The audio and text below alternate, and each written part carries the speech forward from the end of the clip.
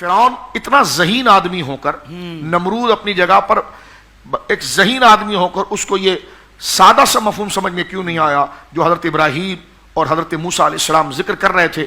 اس لیے کہ اس کے اندر خرابی سورہ علق کے اندر ہے کہ یہ بیان کی گئی. اس نے کہا میں نے کسی کو جواب ہی نہیں دینا ہے، کس کی جرت ہے جو مجھ سے پوچھے گا؟ تو یہ انسان میں جب خصلت آتی ہے نا، میں نے کسی کو جواب نہیں دینا، اس وقت وہ فرعون بنتا ہے، اس وقت وہ حمان بنتا ہے، العیاذ باللہ، نعوذ باللہ من ذلک، اس وقت وہ قارون بنتا ہے، اس وقت وہ نمرود بنتا ہے. تو قیامت کا تصور اور حقیقت جو ہے یہ اس بات کو واضح کر دیتی ہے کہ تم خواہ نہیں ہو، جو تمہارے ساتھ جو اعمال چل رہے ہیں اس کی ایک ایک چیزوں کی نگہبانی کی گئی ہے. اور جو فزیکل طور پر قیامت کا وقوع ہے تو جناب سید عالم صلی اللہ علیہ وسلم کی متواتر حدیث ہے، جس کو آگے ہم ذکر کریں گے، کہ حضور علیہ الصلوۃ والسلام سٹیپ در سٹیپ ایک ایک چیز کو بیان حضور نے فرما دیا.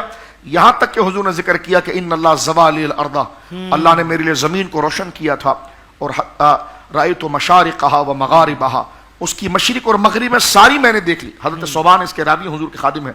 پھر حضور کہتے ہیں صوبان سے رضی اللہ عنہ، فرمایا جہاں تک مجھے دکھایا گیا نا صوبان، وہاں تک میری امت کی حکومت جائے گی، اور جائے گی، اور اللہ نے مجھے سرخ اور سفید خزانوں کا مالک بنا دیا.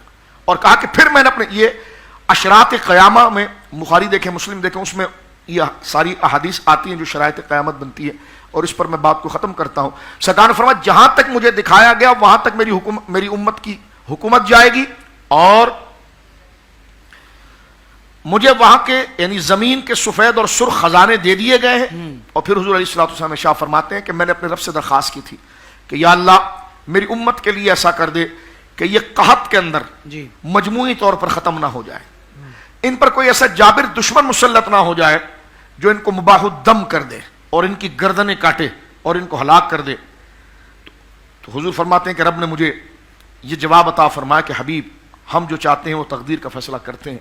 آپ کی امت کے لیے ہم نے یہ فیصلہ کر دیا ہے کہ وہ مجموعی طور پر، یعنی خدا نہ کرے الیاذ باللہ کہیں زلزلہ آ جاتا ہے، کبھی یہ ہو جاتا ہے، فرمایا مجموعی طور پر کلیتاً جیسے پہلی قومیں ختم کر دی گئی صفحہ ہستی سے، ایسی آپ کی امت کو ہم ختم نہیں کریں گے. کلمہ گو کو ایک قحط سے نہیں ماریں گے، اور چاہے آپ کی امت کے خلاف جتنے دشمن اکٹھا ہو جائیں اور ایک وہ بہت بڑی جمعیت بنا لیں، تب بھی وہ آپ کی امت کو کلیتاً صفحہ ہستی سے مٹا نہیں پائے گی. ہم نے تقدیر بنا دی ہے.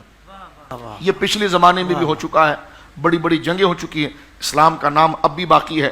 اور پھر حضور نے فرمایا کہ سرکار علیہ الصلوۃ والسلام فرماتے ہیں کہ مجھے رب نے یہ کہا کہ ہاں تیری امت پر یہ چیز آزمائش ضرور ہے کہ ان کے لوگ ایک دوسرے کو خود ہلاک کریں گے، ایک دوسرے کو خود ماریں گے، ایک دوسرے سے خود الجھیں گے. اور وہ سیدنا عثمان غنی ذو النورین کی شہادت کے بعد سے لے کر یہ تمام چیز چل رہی. تو یہ اشراط قیامت کے اندر سے اور فتن شرائط کے اعتبار سے یہ چیزیں ساری ہیں جو وقوع کے ساتھ آگے چلتے ہوئے آئی ہیں، جو حدیث جبریل میں بھی حضور علیہ الصلوۃ والسلام سے جب جبریل نے پوچھا تو حضور نے وہ تمام وقوع قیامت کی بات ارشاد فرمائی. ماشاء اللہ ماشاء اللہ. بن رضوان ہاؤس آف ایسٹرن ویئر، جس میں آپ اور آپ کی فیملی کے لیے ہے بہت کچھ. ڈیزائنر قمیص شلوار، عربک توپ، پرفیومز، عطر، کافی کیپس، یہ سب اور بھی بہت کچھ حاصل کرنے کے لیے ابھی ویب سائٹ یا اسٹور وزٹ کیجیے www.binrizwan.com.